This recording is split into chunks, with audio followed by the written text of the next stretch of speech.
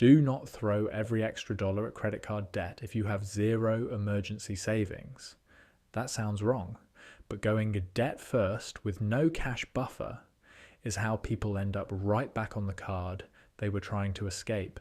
If you are stuck between paying off credit card debt and building an emergency fund, this is the video for you, because this is one of those money questions that sounds simple, but it trips people up fast.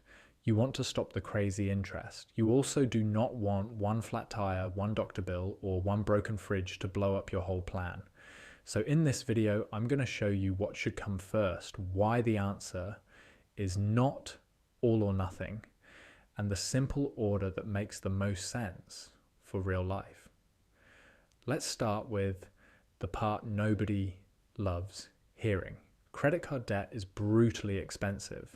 The CFPB said average APRs on credit cards that charged interest reached 22.8% in 2023, the highest level recorded since the Federal Reserve began tracking that data in 1994. So yes, if you carry a balance, that debt is doing push-ups in the corner and getting stronger every month. It is not passive, it is actively eating your money. But here is the other side. An emergency fund is not some cute little savings goal you build when life gets organized. It is the thing that keeps a bad week from becoming new debt.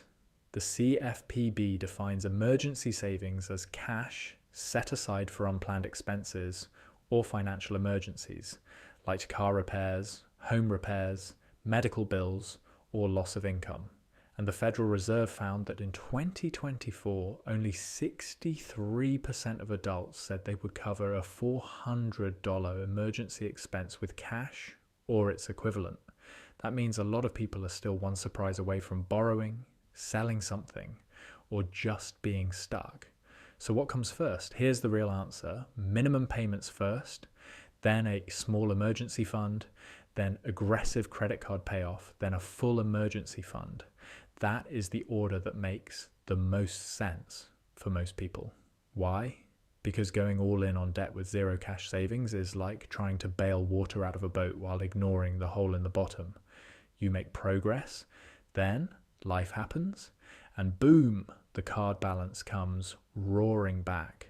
Fidelity's step-by-step debt guide actually says to always make all minimum payments first, then build an initial cash buffer of $1,000 to give yourself breathing room before moving deeper into the rest of the plan. That small starter fund matters more than people think. It is not supposed to solve job loss. It is there to stop the little emergencies from becoming fresh credit card debt. If your tire blows out, your dog needs the vet, or your kid's school suddenly wants money for something weirdly specific, that small buffer keeps you from swiping the card and undoing your hard work. Fidelity also says, having a cash buffer is one of the best ways to avoid adding new credit card debt in the first place, and it suggests aiming for $1,000 before building toward the larger emergency fund later. Now, once you have that starter cushion, this is where the plan gets more aggressive. High interest credit card debt usually comes before building a full 3 to 6 month emergency fund. Vanguard says significantly reducing or eliminating credit card and other high interest debt is essential before building toward a larger emergency savings goal. And that makes sense.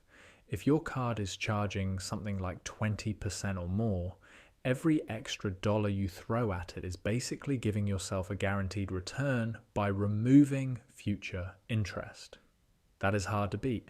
So picture it like this. Let's say you have $5,000 on a credit card, no savings, and an extra $300 a month to work with. The wrong move for most people is either saving the whole $300 and ignoring the card, or sending the whole $300 to debt while keeping zero cash. The smarter move is to make minimum payments, pile money into a starter emergency fund until you hit maybe $1,000, and then turn around and hit the card hard with everything you can. That way, you are not naked financially, but you are also not sitting there lovingly building a big savings pile while 22% interest quietly bites your ankle. Now, there are a few cases where the answer changes a little. If your income is unstable, your job feels shaky, or you have kids or a one-car household where one breakdown ruins everything, you may want a slightly bigger starter fund before going full attack mode on the debt. Not a giant one, just enough to sleep at night. On the other hand, if your income is steady, your expenses are predictable, and you have access to support if something small goes wrong, you can probably stay closer to that lean $1,000 style buffer and move faster on the debt. Personal finance is personal, which is annoying, but true. Here's the problem that traps people. They treat this like a math-only question. It is not, it is behavior too.